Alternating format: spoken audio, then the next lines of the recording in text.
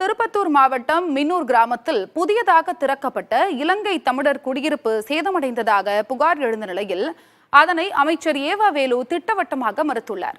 அந்த வீடுகளில் வசிப்பவர்களே வீட்டை அழகுபடுத்துவதற்காக சிமெண்ட் பூச்சை உடைத்துள்ளதாக கூறியுள்ளார். அது பழுதுபடலை.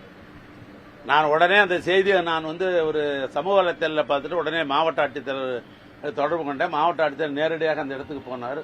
நேரடியாக அனுப்பிட்டு எனக்கு ரிப்போர்ட் அனுப்பியிருக்கிறாரு. அதாவது என்னன்னா, கட்டிலாம் முடிச்சுட்டு வந்துட்டோம், திறந்தாச்சு. அவர் அந்த சம்மந்தப்பட்ட அமைச்சர் மஸ்தான் அவரை வச்சு நாங்கள் திறந்து முடிச்சுட்டு உடனே அந்த வீட்டில் இருக்கிறவங்க அழகுபடுத்திக்கணும், மேலே சில பூ வேலைகள்லாம் செய்யணும். அவங்க இண்டிவிஜுவலாக எடுத்து அவங்க அதை உடைச்சி அவங்க அந்த பணிகளை செஞ்சிருக்கிறாங்க. உறுதித்தன்மையெல்லாம் கரெக்டாக தான் இருக்குது.